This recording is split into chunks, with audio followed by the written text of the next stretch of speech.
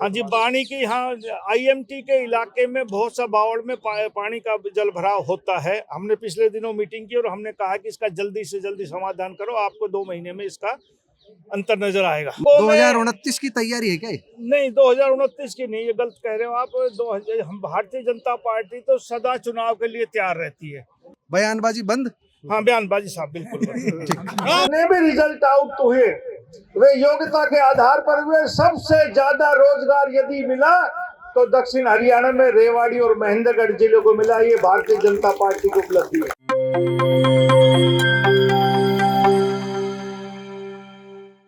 प्यारे दोस्तों, सादर अभिवादन। मैं हूं महेश कुमार वैद्य और आप देख रहे हैं एनजेपी हरियाणा। दोस्तों, आज एक बार फिर राव नरवीर सिंह की बात करेंगे।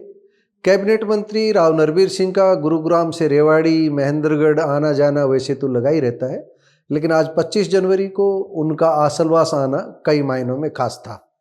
पूर्व जिला पार्षद धर्मेंद्र खटाना के बुलावे पर, आसलवास आश्रम के महंत योगी आदित्यनाथ के बुलावे पर राव नरवीर सिंह आसलवास पहुंचे थे, लेकिन जिस अंदाज में उनका गुरुग्राम से लेकर रेवाड़ी तक स्वागत हुआ और रेवाड़ी के कसोला चौक से उन्हें जिस अंदाज में लंबे काफिले के साथ, कारों के लंबे काफिले के साथ खुली जीप में आसलवास तक ले जाया गया, वह अपने आप में इस बात का संकेत है कि नरवीर सिंह निश्चित रूप से अहिरवाल में अपनी पैठ बढ़ाना चाहते हैं। इस बेल्ट में पूरी में बावल, रेवाड़ी, इसमें अपनी पैठ बढ़ाना चाहते हैं।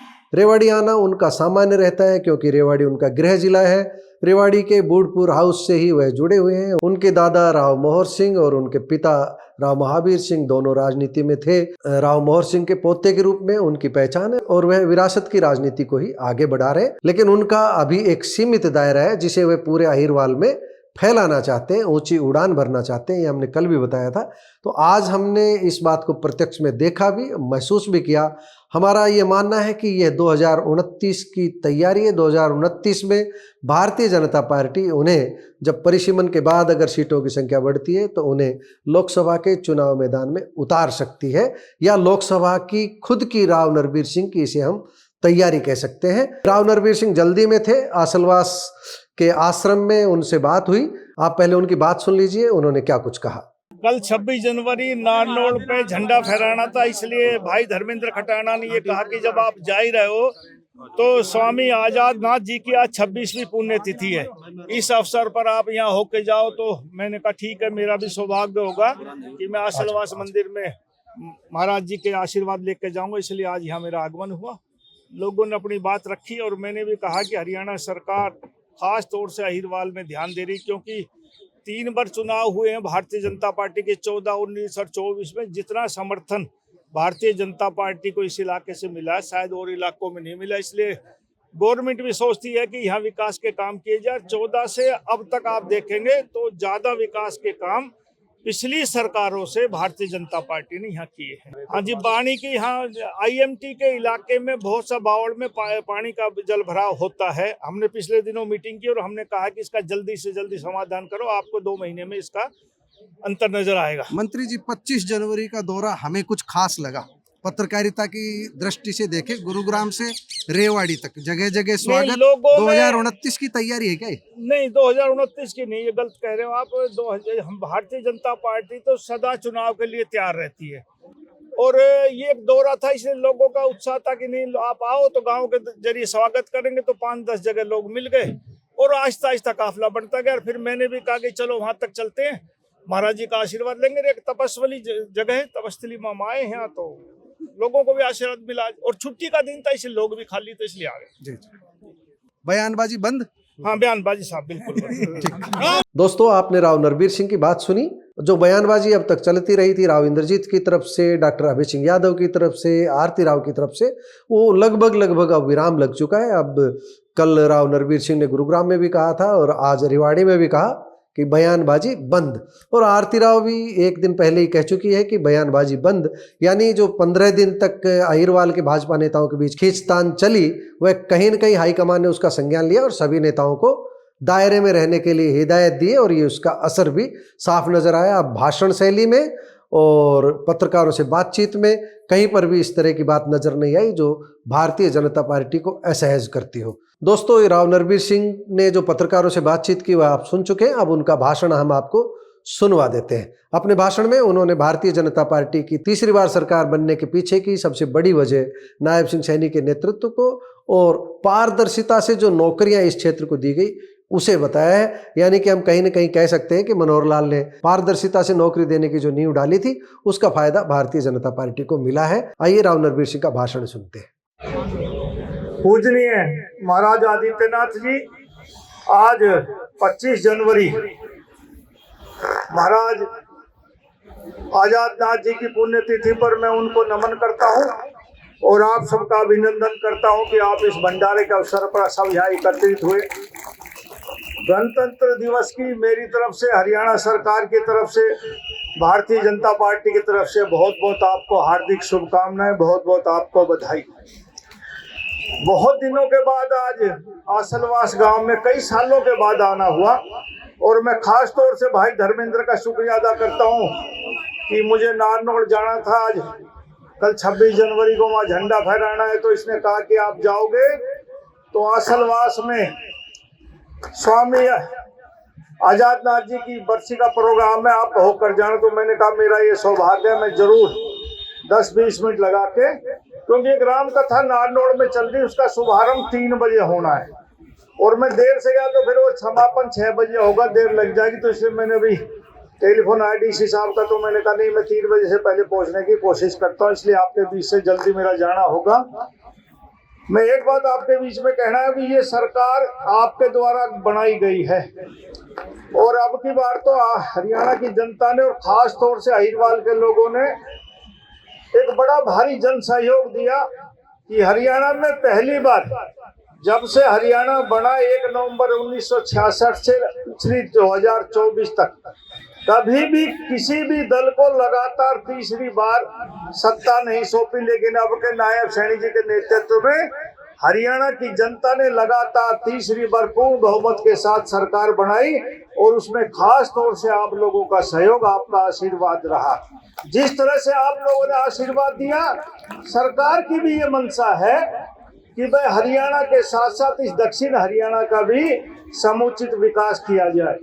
साथियों, आप लोग बहुत बड़ी बड़ी उम्र के लोग बैठे हैं, हमेशा से इस अहिरवाल के लोग, छत्तीस बिरादरी के लोग एक बात कहा करते थे कि सरकार हमारे द्वारा बनाई जाती है, लेकिन जब विकास का नंबर आता है, रोजगार का नंबर आता है, तो दक्षिण हरियाणा का इलाका रोजगार से और विकास से वंचित किया जाता है। क्योंकि जो भी मुख्यमंत्री बनता था वो अपने इलाके में विकास के काम ले जाता था, सारा का सारा पैसा, और नौकरियां भी अपने जिले आसपास के जिलों में बांटता था। हमारे विधायक, कोई पुलिस की भी भर्ती होती थी 2-4 हजार आदमी की, तो 5-5, 10-10 विधायकों को मिलते थे। बड़ी मुश्किल से हमारे यहाँ का नंबर लगता था। एमएलए मंत्रियों के आप सिफारिश करवाते थे, लेकिन 14 में भारतीय जनता पार्टी की सरकार आप लोगों ने बनाई और इस प्रदेश के मुख्यमंत्री माननीय मनोहर लाल जी बने। उन्होंने एक नई पॉलिसी अपनाई और योग्यता के आधार पर नौकरी देनी शुरू करी और आज मैं कह सकता हूं 2026 25 जनवरी तक 2014 से जब से आपने सरकार बनाई, जितने भी रिजल्ट आउट हुए वे योग्यता के आधार पर हुए। सबसे ज्यादा रोजगार यदि मिला तो दक्षिण हरियाणा में रेवाड़ी और महेंद्रगढ़ जिले को मिला। ये भारतीय जनता पार्टी की उपलब्धि है। और विकास की बात करूं तो आप देखिए, सबसे ज्यादा विकास भी जो इलाका ये कहता था कि वे हमारे यहाँ विकास नहीं होता, मुख्यमंत्री जो बनता अपने जिले में विकास कर लेता है, भारतीय जनता पार्टी ने सबका साथ सबका विकास की तर्ज पर काम किया और एम्स यहाँ लाए, मेडिकल कॉलेज यहाँ लाए, यूनिवर्सिटियां अहिरवाल में आई, बड़े बड़े कॉलेज हमने यहाँ बनाए, बड़े बड़े एलिवेटेड बनाए, बड़े बड़े नेशनल हाईवे बनाए, गांव का विकास किया। मैं कह सकता हूँ कि जो पिछली सरकारों में जो काम नहीं हुआ वो 2014 के बाद और 2026 तक वो सारे काम भारतीय जनता पार्टी की सरकार ने किए।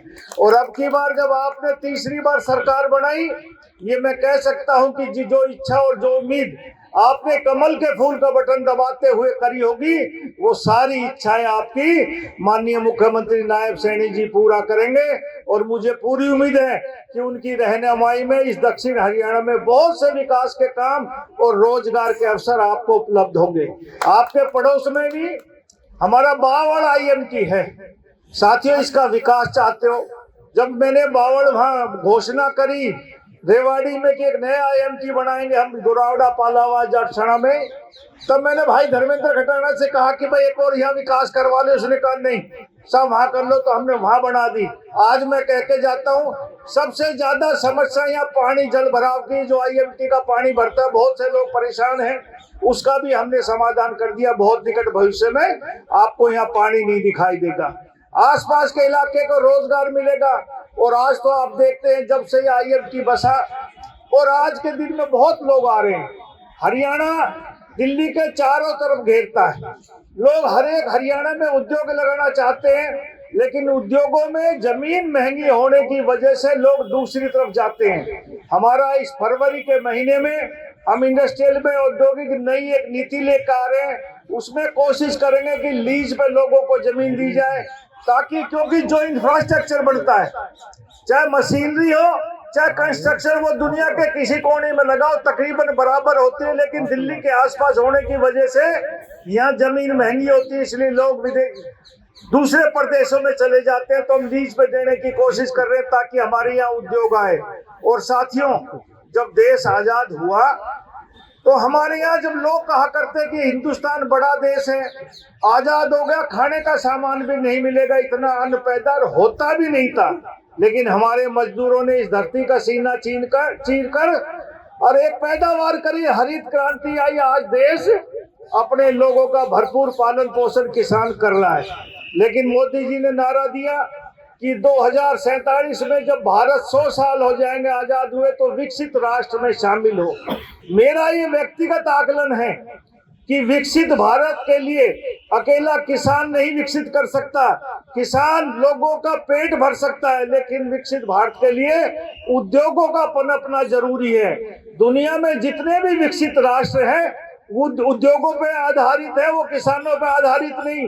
क्योंकि छोटे छोटे मुल्क भी जो आर्थिक रूप से विकसित हो चुके, उनमें टेक्नोलॉजी और उद्योग के आधार पर वे विकसित हुए हैं। हमारा देश भी विकसित राष्ट्र बने, इसलिए उद्योगों का पनपना जरूरी है। नए नए स्टार्टअप लागू हो, चालू हो और नए नए लोगों को प्रोत्साहन सरकार दे, ऐसी हम योजना बना रहे हैं। और मुझे उम्मीद है कि उद्योगों की नीति के कारण हरियाणा भी विकसित भारत में एक अहम योगदान निभाएगा। आप सब लोग आए, आपका मैं आभार व्यक्त करता हूं और बाबा आजाद नाथ जी के चरणों में नमन करता हूं और आप सबको भी प्रार्थना करता हूं कि भगवान आपको खुशहाल रखे।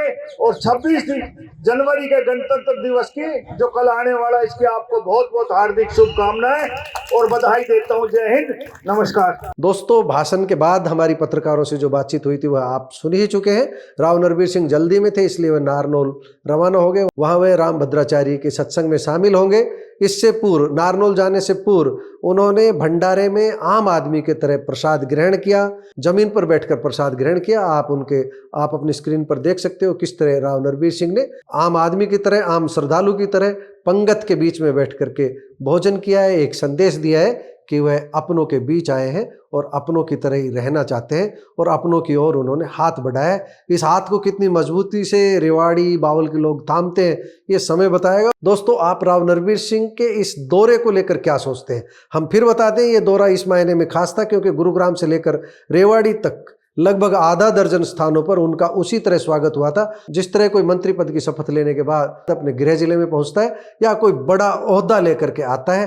राव नरवीर सिंह सामान्य परिस्थितियों में आए थे, लेकिन उनका जो स्वागत हुआ वह असामान्य था। इसलिए हम गेंद आपके पाले में डाल रहे हैं। कमेंट बॉक्स में जाकर बताइएगा जरूर, क्या यह राव इंद्रजीत सिंह की जो चौधर है पूरे अहिरवाल में, उस चौधर में सेंध लगाने की एक्सरसाइज तो नहीं, कवायद तो नहीं? बताइएगा जरूर। नमस्कार, धन्यवाद।